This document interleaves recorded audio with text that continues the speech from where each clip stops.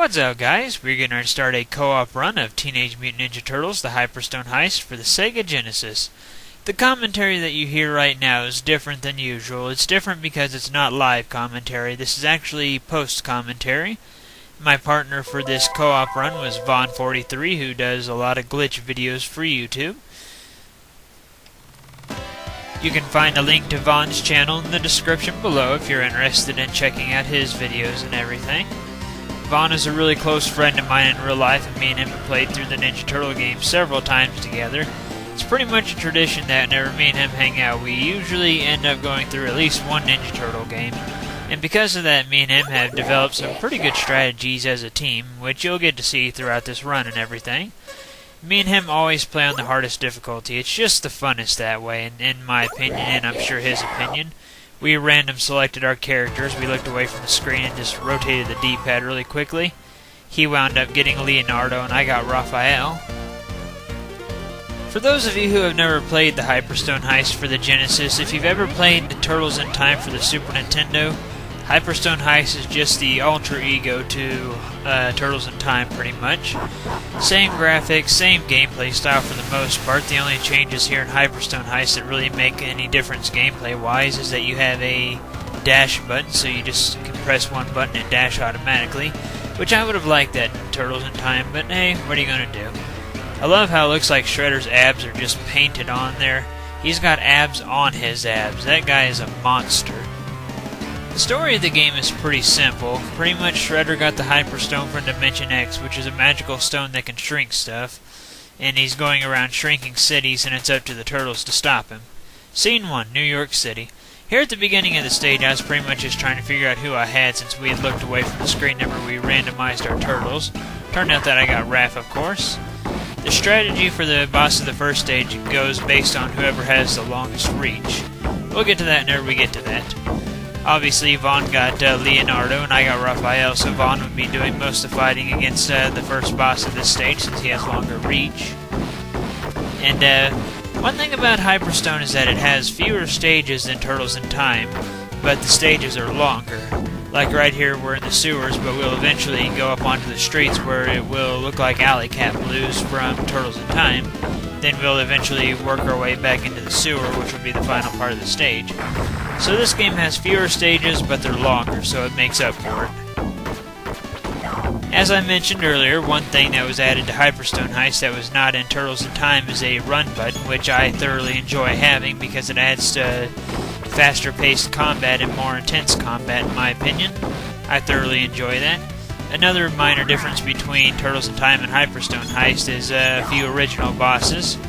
Hyperstone Heist has a couple of bosses that Turtles in Time doesn't, whereas, of course, Turtles in Time has bosses Hyperstone Heist doesn't.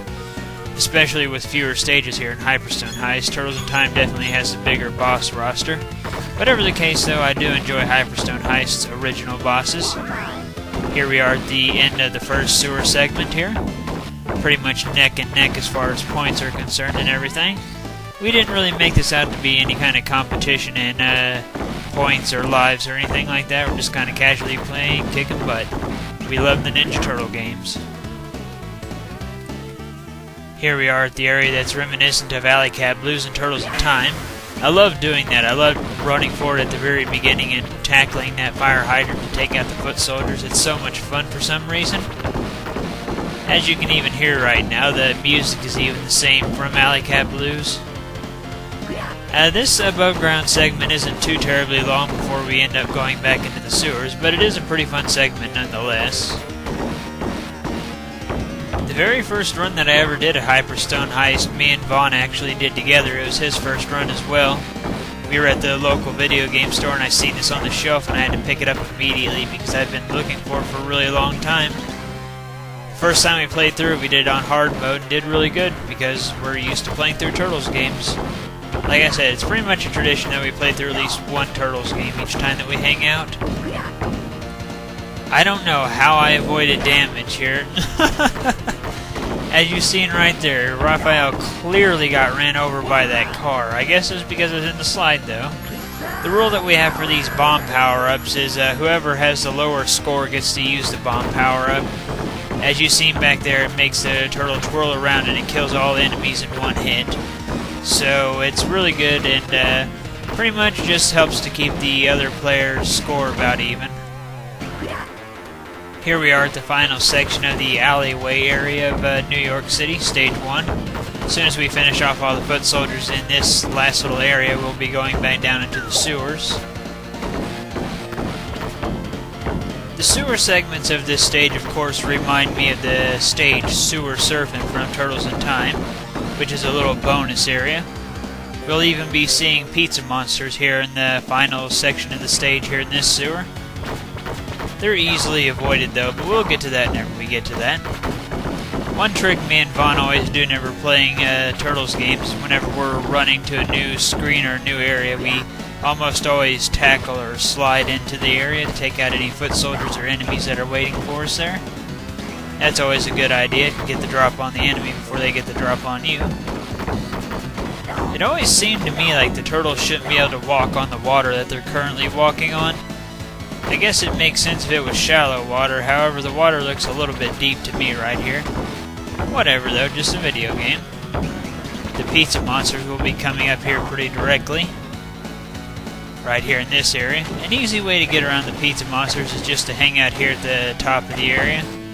Most of them can't reach you. I actually didn't mean to do Raft Special and kick one of them. That was strictly by accident. We have another pizza monster section right here. Again, just follow the same strategy that you did with the other ones. Just hang out up here at the top and you're safe. For the most part, if you do see one coming, then by all means take it out. Right after the second section with pizza monsters, you'll have one last little area here with some foot soldiers. Once you've taken out all the foot soldiers here, then you'll be at the boss of the stage. The boss of this stage is Leatherhead, who is obviously easier than what he was in Turtles in Time, which isn't saying much because he really wasn't hard in Turtles in Time either, really. As I said earlier, whoever gets the turtle with the longest reach gets to take out the boss of the first stage, which of course Vaughn got Leonardo, so he gets to have at Leatherhead. Pretty much the strategy with Leatherhead is hit him 4 times, Leatherhead will dash across the screen, hit him 4 times, he'll dash across the screen, so on and so forth. So basically just hit him 4 times, jump over him, hit him 4 times, jump over him, so on and so forth. If the leading turtle going into the battle starts to get low on health, then whatever turtle standing back watching the action will come in and they'll swap places. So, like Vaughn is starting to get kind of low on health here. If he does get low on health, then I switch out with him, as you see right here. And I'll finish off the boss since he's starting to get low on health. We don't want him to die, so he'll start dodging and I'll start attacking. Just kind of a little bit of teamwork that we use so that we don't lose a whole lot of lives. I love the little dances that they do whenever they die. That just cracks me up. And I love that every boss has to blow up, for crying out loud. But whatever the case, that is it for Part 1.